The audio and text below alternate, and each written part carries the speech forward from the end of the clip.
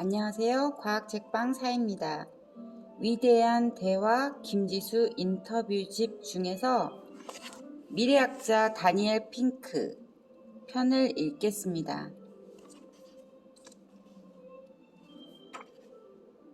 52년간 살아오면서 가장 후회되는 건 두려움에 떨며 살아왔다는 겁니다. 실패할까봐, 바보처럼 보일까봐, 그 결과 내가 하고 싶었던 일들을 많이 하지 못했습니다. 52세 남성, 남아프리카. 아내에게 키스하지 못했던 것이 계속 후회됩니다. 62년 결혼 생활 동안 너무 바쁘다는 핑계로 그러지 못했는데 아내가 코로나19로 세상을 떠났습니다. 84세 남성, 텍사스. 후회의 재발견 중에서 할 수 있는 일인데 시도하지 않았다면 어떻게 되었을까? 라는 베른트 하인리 선생의 질문을 마음에 품고 다니엘 핑크의 후회의 재발견을 읽었다.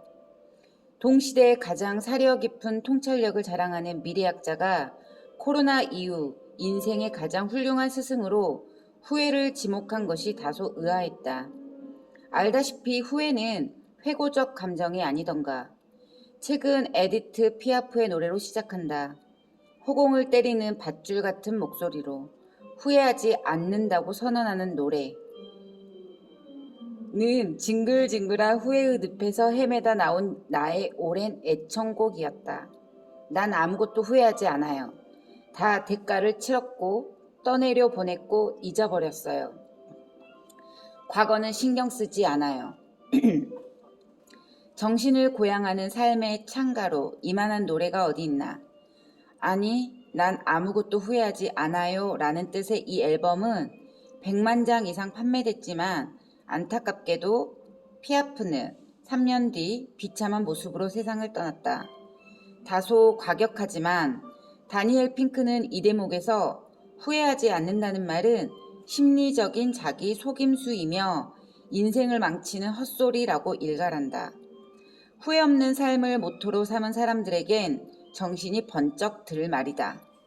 핑크는 전 세계 2만 2천 명의 후회를 수집하고 분석한 역대급 설문조사를 증거로 제시하며 후회는 유한한 삶을 사는 인간을 이루는 근간이며 후회야말로 우리를 더 인간답게 만드는 능력이라고 결론 내린다. 전 세계 후회 설문조사에는 과거와 미래를 넘나들며 세계 각처에서 날아온 가슴치는 후회가 가득하다. 타인의 후회를 읽는 것만으로 인생을 다시 살고 싶을 줄이야. 한 인간을 깊게 알고 싶다면 그에게 후회되는 것을 물어보라는 이 후회의 선각자를 인터뷰했다. 근래 그 어떤 인터뷰보다 솔직하고 정확하며 신속한 답신에 뱃속이 두둑해졌다. 후회란 무엇입니까? 삶을 바로잡고 싶어하는 건강하고 본질적인 충동입니다. 후회는 생계보다는 삶에 대해 나 자신의 진실에 관해 묻는 출발점이 되지요. 잘나가는 미래학자와 후회는 어울리지 않는 조합이네요. 후회에 관심을 갖게 된 계기가 있나요? 어느 날 문득 인생의 마일리지가 쌓인 시점에 이르렀다는 생각이 들었어요. 그간 적지 않은 세월이 쌓였으니 지난 시간을 되돌아보게 되더군요.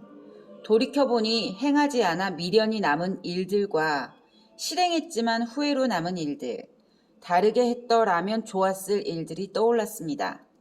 다행히 제겐 앞으로 펼쳐질 시간도 있으니 지난 후회에서 교훈을 얻고 더 나은 미래를 만들어보자 싶더군요.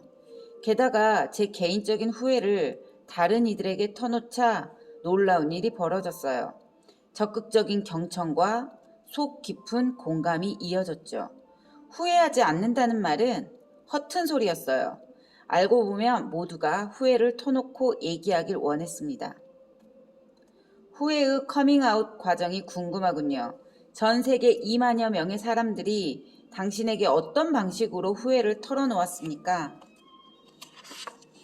먼저 미국인 5,000명의 삶의 태도를 여론조사했고 이어서 세계 후회 설문조사라는 웹사이트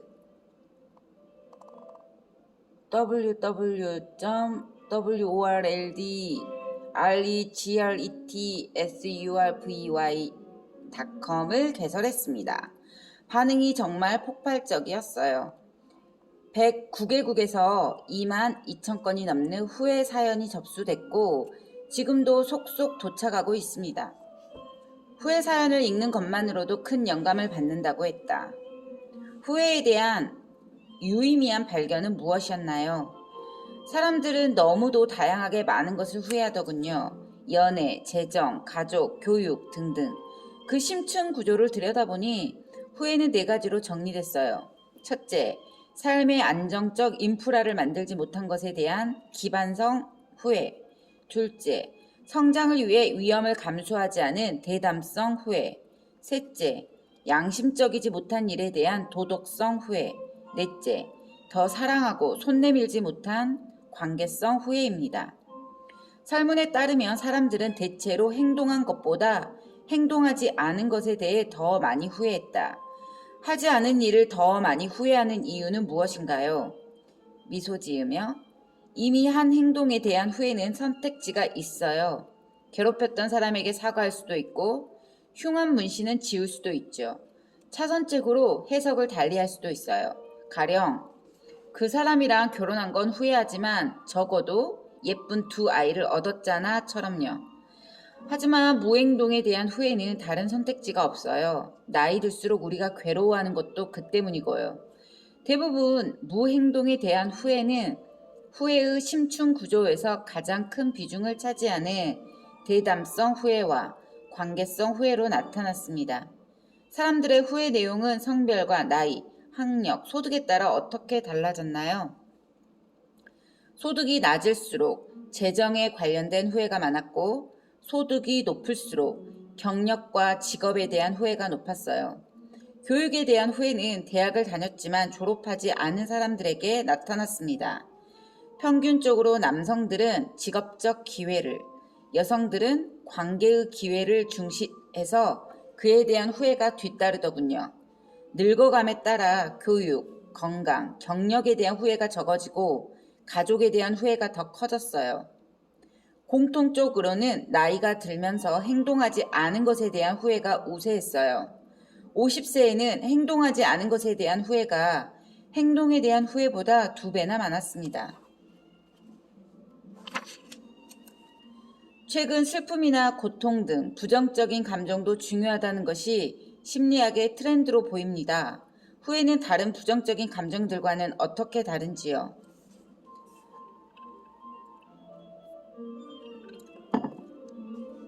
1948년 사회과학자 수전 시마노프가 허가를 받아 결혼한 부부들의 일상적인 대화를 녹음했어요.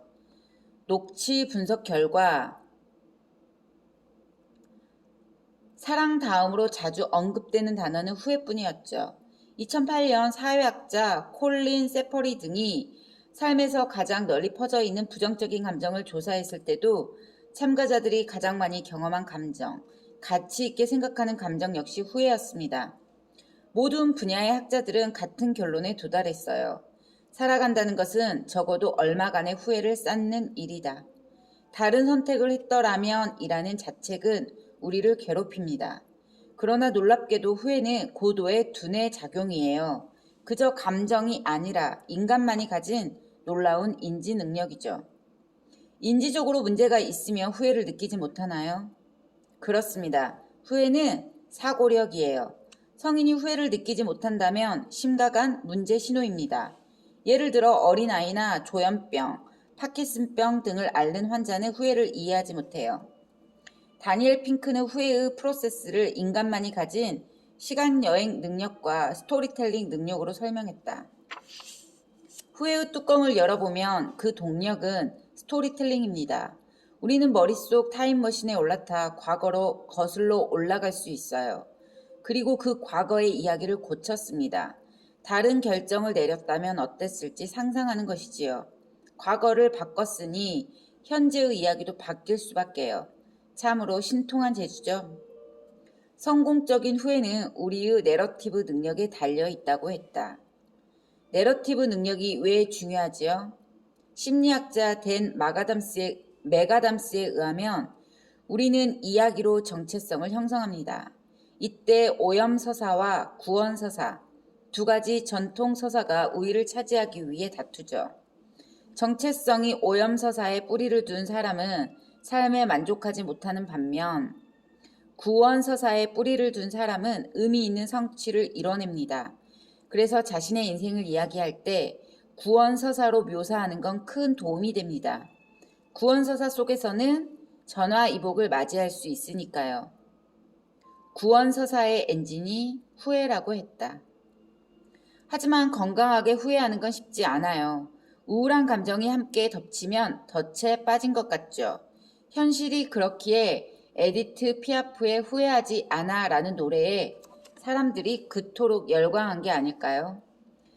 피아프는 후회하지 않는다고 열창한 노래로 유명해졌지만 안타깝게도 후회에 사로잡힌 채 비참한 파산자가 되어 젊은 나이에 세상을 등지고 말았어요. 그 일화는 사람들이 공공연히 내세우는 후회에 대한 인식과 실제 현실 간의 괴리를 적확하게 보여줍니다. 인정하고 싶지 않지만 우리가 착각하는 게 있어요. 인간의 목적이 기쁨을 느끼는 것이라는 거죠. 천만에요. 인간의 목적은 생존입니다. 후회는 적응력이 뛰어납니다. 우리가 하루빨리 자기 기만에서 벗어날수록 배우고 성장할 수 있어요. 후회는 실망과 어떻게 다른가요?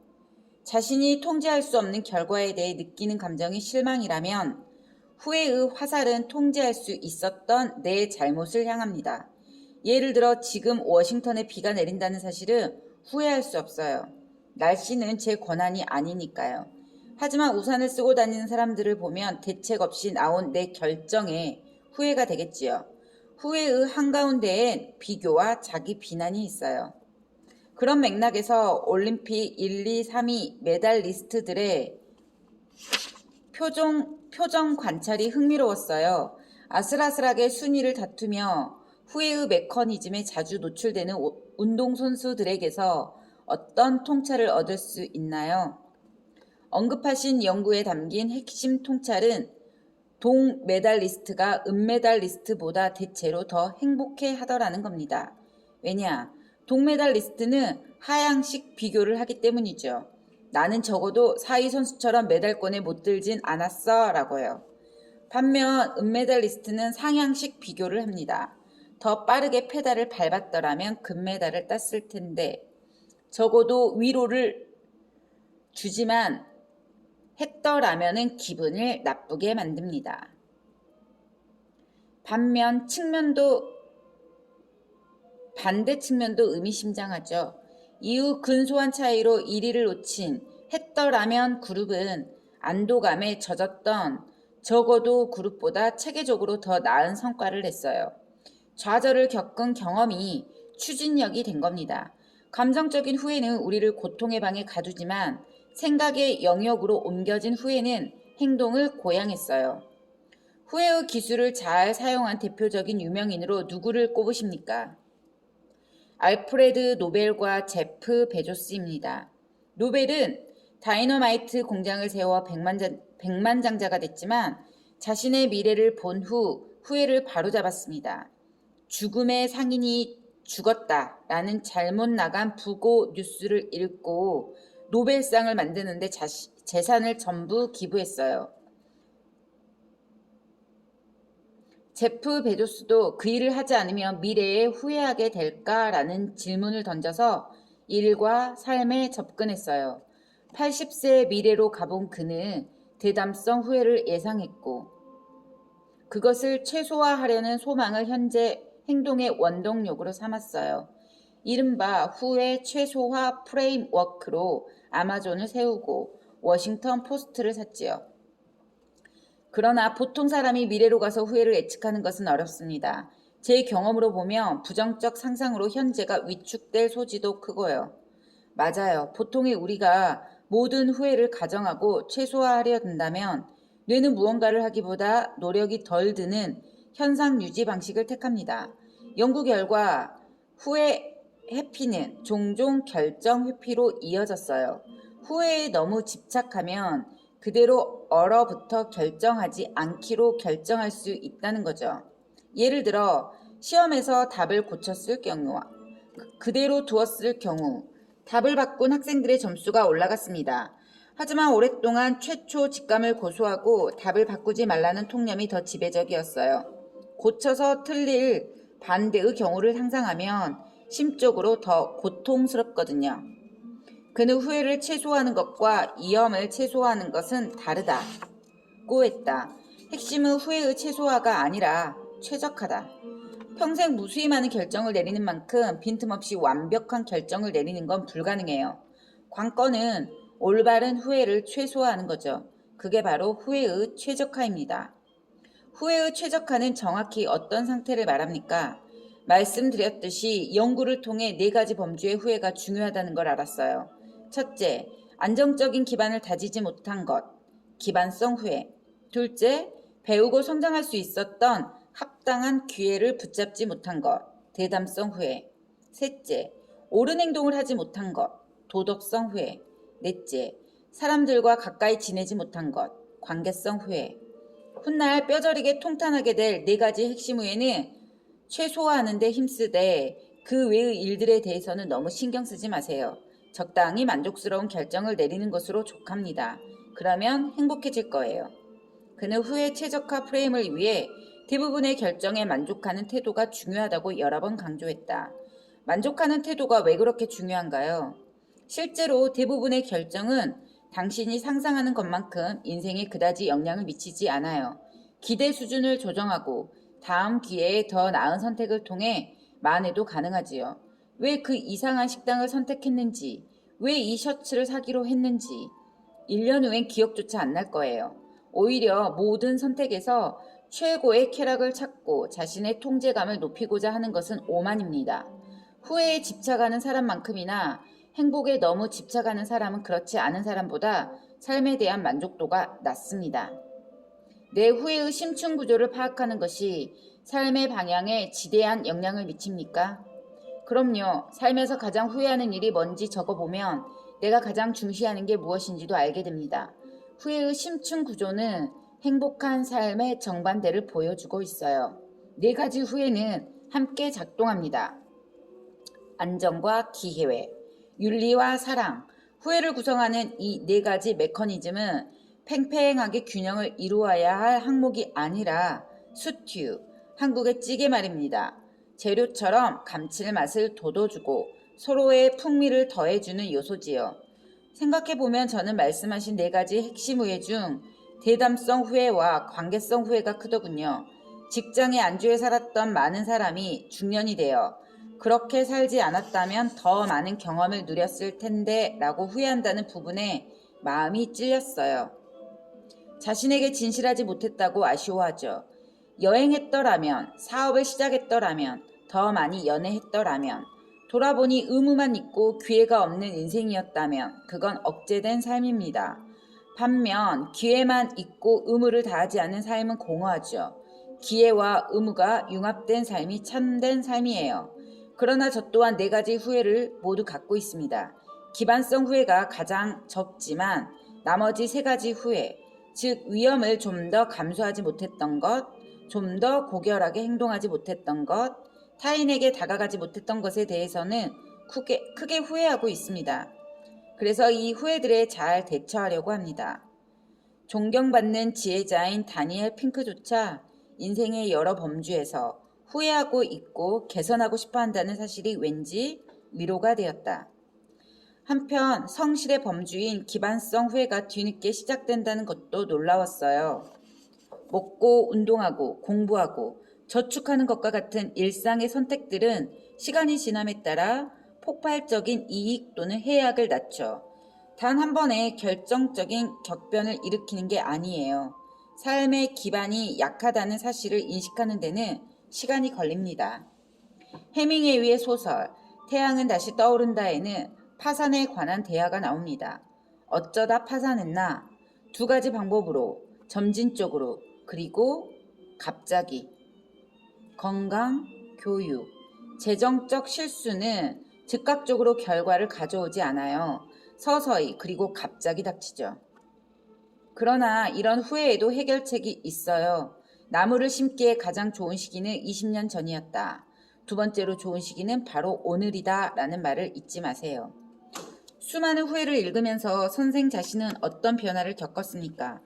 대부분의 후회는 이해하게 됐지만 그렇다고 아주 사라진 건 아닙니다.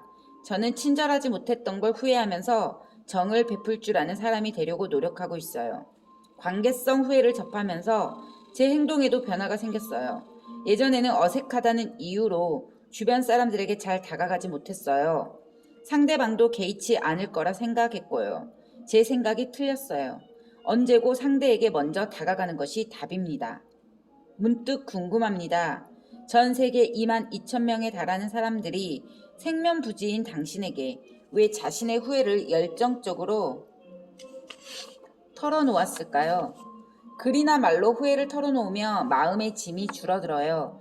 친구에게 혹은 녹음기나 일기장에 15분만 후회를 표현해도 삶의 만족도가 치솟습니다.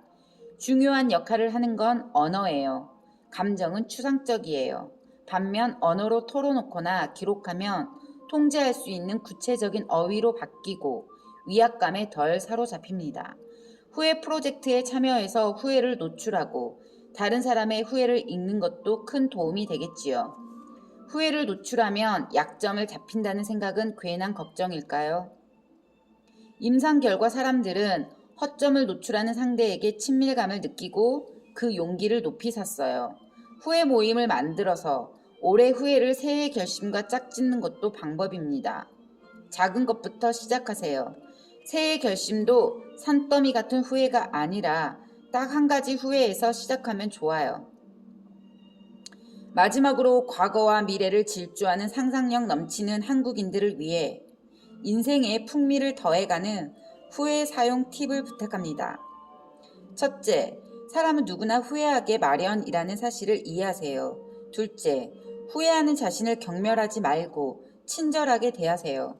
셋째, 신뢰하는 두세 사람과 팀을 이뤄서 정기적으로 후회로부터 교훈을 이끌어내세요. 미래의 후회에 대해서라면 거듭 말하지만 대부분의 결정에는 진을 빼지 마세요. 그보다는 실행하지 못한 것, 기회를 붙잡지 못한 것, 옳은 일을 하지 못한 것, 여러분이 아끼는 사람에게 가까이 다가가지 못한 것을 후회하는 일이 없도록 노력하세요. 2022년 10월 8일 The Great Conversation. 코로나 바이러스가 활개를 치던 2022년 여름, 나는 빌 게이츠 단독 인터뷰를 정리하며 극도의 자긍심과 무거운 책임감을 느꼈다. 그러던 중 과로와 코로나가 동시에 겹쳐 책상 앞에서 사경을 헤맸다. 일이 보람을 준다는 건 분명하지만 어느 순간 내가 좋아하는 이 일을 잘 해내지 못한다는 불안과 혼란이 내 영혼을 불태웠다. 번아웃이었다. 밧줄을 잡듯 친구가 소개해준 정신과 의사에게 상담을 받고 처방받은 약을 먹으며 그의 여름을 보냈다. 그때 나는 느꼈다. 좋아하는 일을 더 건강하게 하기 위해선 새로운 길을 떠나야 한다는 것을. 아웃사이더, 경계인이라는 지정학적 정체성에도 불구하고 오랫동안 조직에 길든 50대 회사 인간이, 그것도 늦둥이 초등학생 아이 둘을 둔 가장이 정년이 보장된 직장을 그만두는 결정을 내리는 것은 쉽지 않았다. 무엇보다 나이 들어 후회할 일을 저지르고 가슴을 칠까봐 그게 두려웠다. 그런 나에게 선물처럼 다니엘 핑크가 나타났고 그와의 인터뷰는 나에게 전신갑주의 언어로 다가왔다. 인생은 얼마간의 후회를 쌓는 일이다. 우리 몸은 후회의 저장소다. 후회가 두려워 결정을 피할수록 인생의 무대에서는 아무 일도 벌어지지 않는다. 결정적으로 전 세계 후회 프로젝트에 임한 2만여 명 중 많은 사람들이 직장을 그만두지 않은 것을 후회한다는 사실을 접하고 나는 성장과 모험의 길을 떠나기로 결심했다. 더 대담한 생으로, 더 친절한 생으로, 후회를 최적화하는 삶으로 안내해준 다니엘 핑크에게 감사한다.